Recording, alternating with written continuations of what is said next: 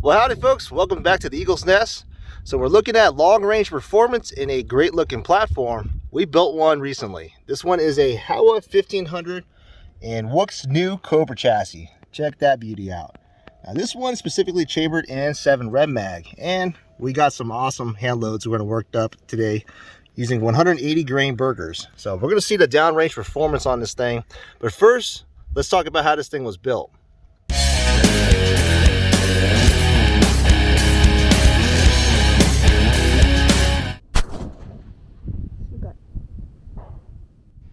This bone stock long action Howa 1500 came to my shop shooting very poorly. To true up the action, we're going to use the Cretan Rifles action jig. I'm also going to use the Cretan Rifles alignment rod with the appropriate bushings sized to the action. This will allow me to line up the action in the Cretan Rifles jig in order to square up the face and the bolt lugs. Removing the factory Howa 1500 barrel could be an SOB. What you could do as a quick tip is do a relief cut forward of the receiver face where the shoulder meets the receiver.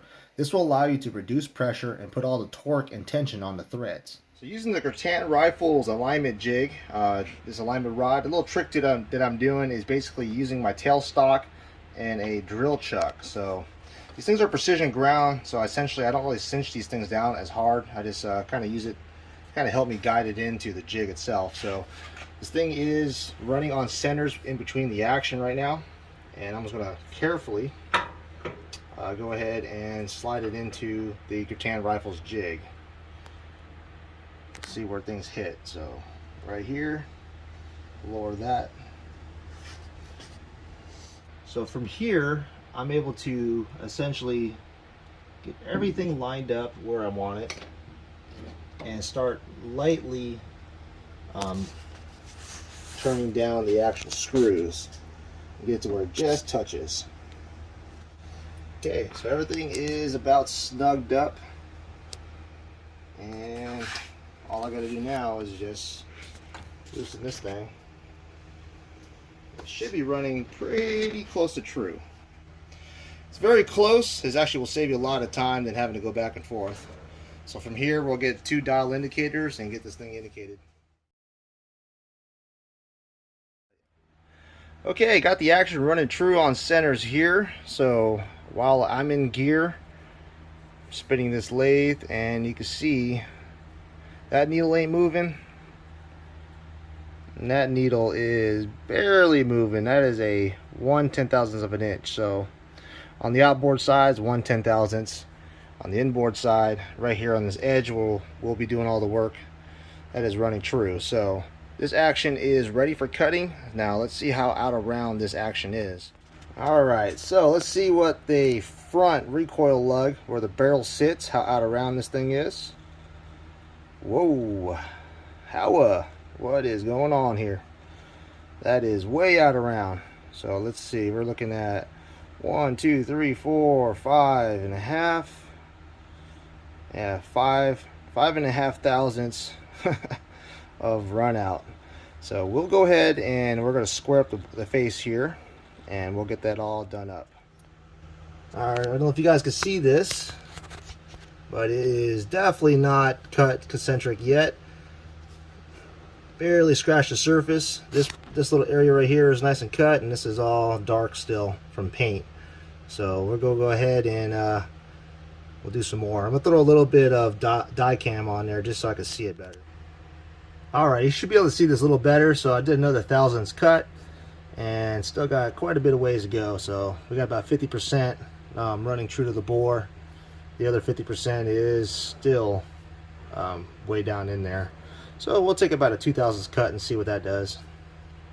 Okay, so it looks like 2/1000ths cut almost got it all the way done. Another 1/1000ths cut will get this thing trued up. And then the next thing we're going to work is on the inside there. Won't be able to see it on camera, but basically we'll be working on the receiver lugs and getting those things cut out true to the bore. Alright guys, I'm not sure if you can see this, but inside of there, the receiver lugs, which made up against the bolt lugs themselves, I took off roughly, let's say 6/1000ths of cut. So you don't want to go any further than about 8/1000ths, and that's because it will actually start affecting the primary extraction. basically what ends up happening is the bolt itself will not engage the primary extractor as efficient, and then you start having issues with extracting cases. So you really don't want to do much, but luckily at 6 thousandths I got this thing to pretty much surface out and run concentric to the bore. So now that the receiver is all running true to the bore itself, the receiver face, the receiver lugs, we're going to go ahead and remove the receiver, and I'm actually going to go ahead and mill out a slot on this Grattan Rifles jig. It's going to allow me to get the bolt in there and have it stick out of the jig. And then we're going to work on truing up the bolt face itself, running true concentric to the bolt itself, and then we're going to actually true up the back side of the lugs.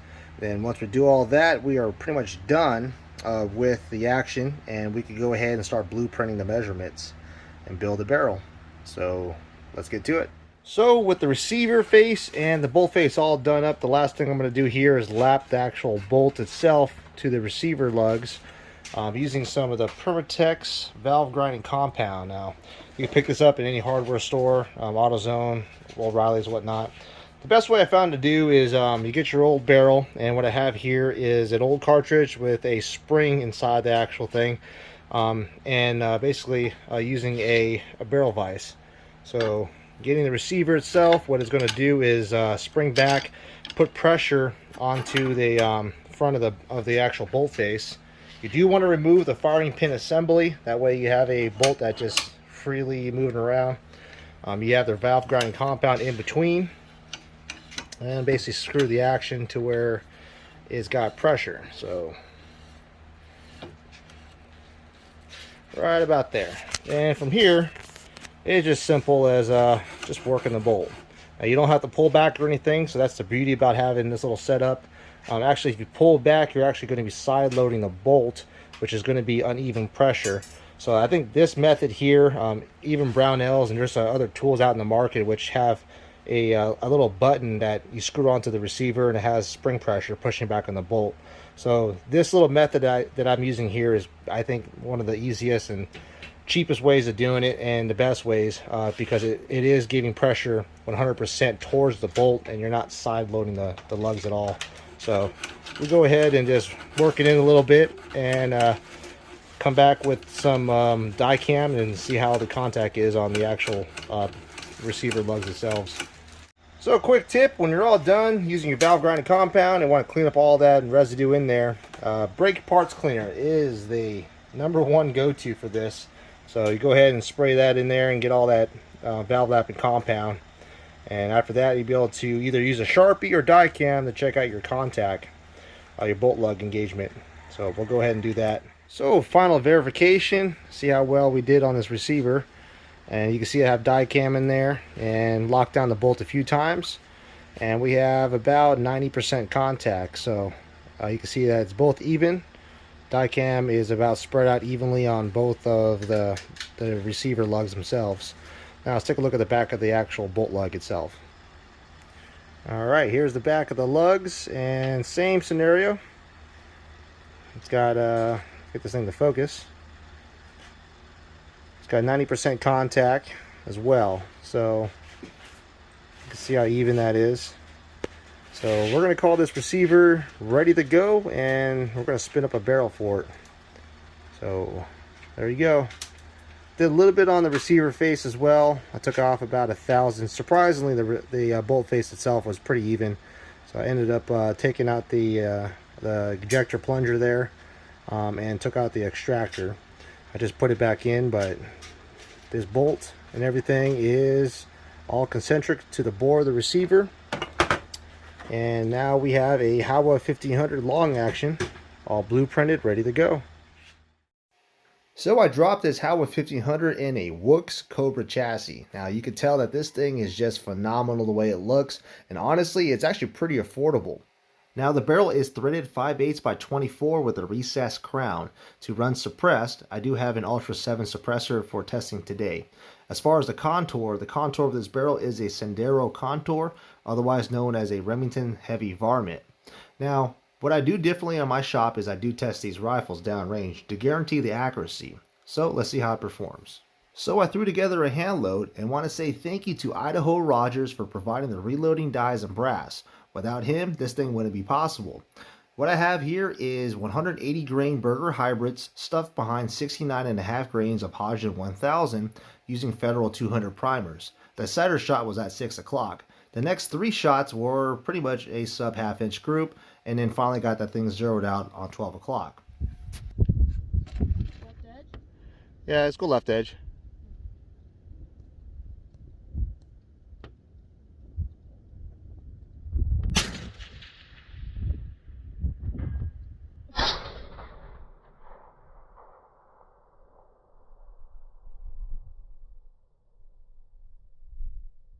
Dude!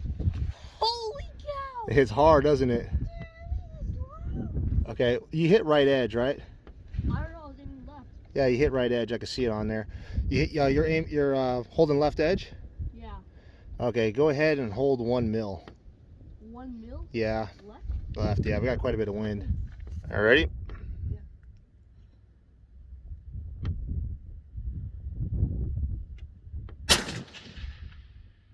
Yo! Yeah, it hits hard. Dude! I want to see, you think it's denting it? It's denting it. Okay. Yeah, go for 1,000. Okay, what's the dope? Yeah, I scored.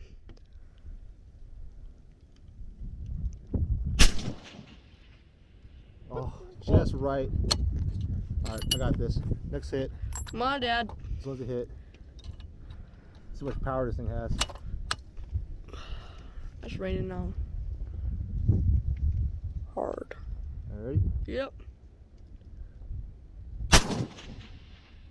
Impact. Dead center. Oh my gosh. That's a little high. I That can looks see a dead black spot center. right there on the hook. These things are doing pretty damn good. It's raining on my face. You ready? Yeah. Impact. Dude, got so much power. Do you hear the tone of that thing? I know, it's like it's high pitch. It's high pitched. The 7 Red Mag, fellas. It is an awesome cartridge. Definitely got a lot of power.